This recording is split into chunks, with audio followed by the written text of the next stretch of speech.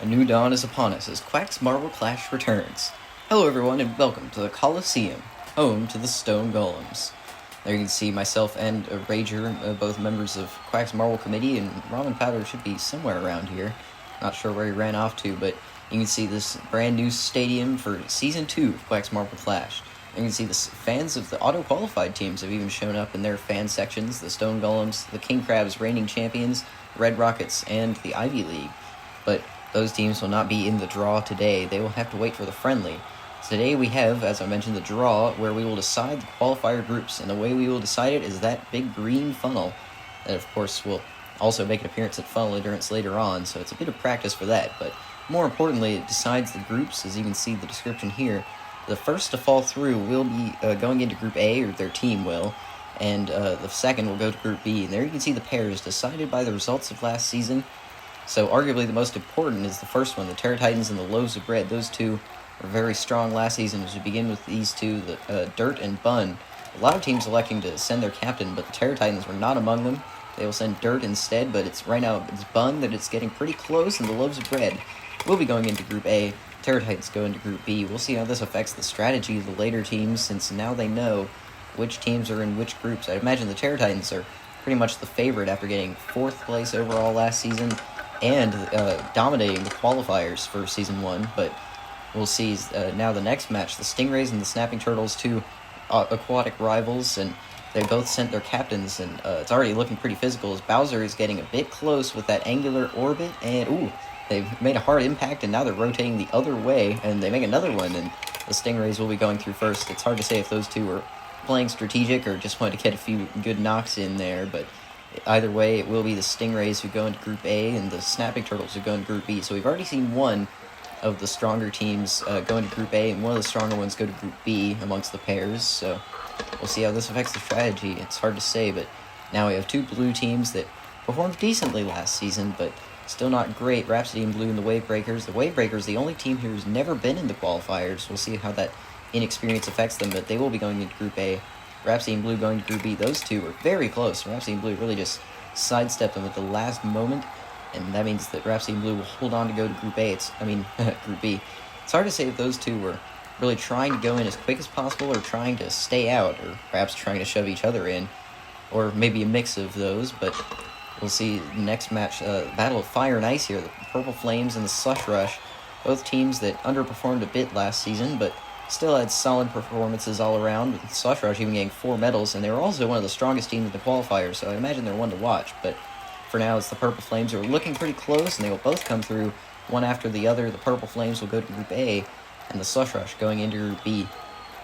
Slush Rush might be a bit disappointed. Their ice rivals, the Snow Skaters, didn't escape relegation. They will not be going to the qualifiers and joining them, but the Purple Flames going into Group A. The last two have been the stronger team going into Group A, so we'll see how this affects the strategies. The Checkmates and Chili Peppers, these two both underperformed quite a bit last season. They both did get gold medals, though, and they're staying locked together here. Those two, you don't really think of them as rivals, but they're getting pretty physical in there as the Checkmates fall through first to go into Group A. The Chili Peppers will be going into Group B. Very alliterative names, but those two surprisingly staying very close together all the way to the end. The Chili Peppers got knocked back quite a bit from the Checkmates falling through, and now the next one, the Pollen Puffs, one of the rebranded teams, and the Positrons are debuting a brand new member in Anti-Charge, and right now they're already taking a very angular path. It seems like the Positrons planned to go into Group A, and the Pollen Puffs will be going into Group B. Those two, I guess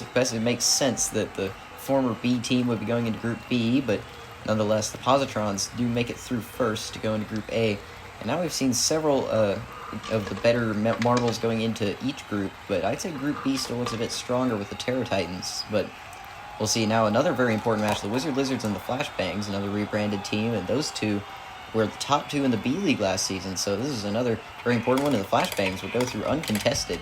Those two, despite being such bitter rivals last season, they played very cleanly in this funnel here, and making almost no contact. The Flashbangs went right on through into Group A, and the Wizard Lizards going into Group B makes it even more intimidating with the Terror Titans and Wizard Lizards both in there.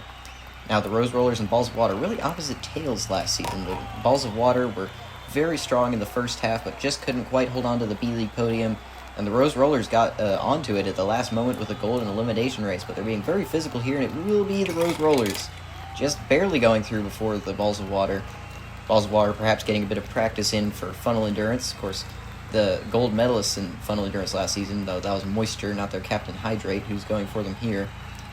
And now that we're already 2/3 of the way through for each group, it's the strategy plays in more and more as the Flying Saucers and Team Pixie come out. Team Pixie last season failed to qualify on a heartbreaking tiebreaker, but right now it looks like they're trying to go into Group A with a very angular path, and oh my, they'll fall out of the chute there. Hopefully they're okay, but the Flying Saucers going into Group B, it looks like they were staying pretty close together, but Team Pixie did a much better job. They definitely looked like they wanted to go into Group A. Flying Saucers, hard to say if they wanted to stay out or if they were just could do nothing about it as Team Pixie went through first. But now the next one, Orange Fizz and the Soaring Skies, both teams that performed moderately well last season in the B League, but not too much to write home about, 1 medal apiece. And right now it's the Soaring Skies getting very close to the hole, but the Orange Fizz will start dancing around the hole and they will go in first. They reminiscent of Bowser almost. They were dancing around the opposite direction from the Soaring Skies, but they both of these teams have quite a lot to prove heading into this season, and we'll see if they can succeed. Now we've had 10 of the 12 for each group, so these last couple have a lot of strategy and a lot of thinking to do. Which group do they want to go into? Is Quack and Hugh for Avocados and the Pink Pallets. Both of these teams were not really in danger of relegation per se last season, but they were both underperforming quite a bit. And the Pink Pallets will go through very quickly. The Avocados looked like they were trying to stay out as long as possible, and they are still dancing around that hole. They will go into Group B for sure, and the Pink Pallets will be going into Group A. These two had very different strategies here. They had very differing opinions on which group they wanted to go into. And now we head into the last one, which will be the Azure Diamonds and the City Lights. City Lights are rebranded from last season, and these two teams were both narrowly escaping relegation last time around. Both of them were in the relegation zone at certain points, and the Azure Diamonds only escaped on a tiebreaker even. Right now they're trying to go into Group A, but it's not going to be that easy. The City Lights knocked them out of their orbit, and now they're both getting very close. It will be the Azure Diamonds. They go through into Group A, fitting for a team that starts with an A, and the City Lights going into Group B, but these two probably have the most to prove of any, being only just above the cutoff for relegation last season, and now they're trying to qualify, go to the big league, and we'll see. But now we have the full groups decided, all 12 for both Group A and Group B. Sorry, and if my math is correct, the amount of better teams going into each group was even, so they should be evenly matched. Though I'd say Group B looks a little more intimidating with the Terra Titans and, of course, the Wizard Lizards. But we'll see as we head into the qualifiers coming soon. Thank you for watching, and stay tuned.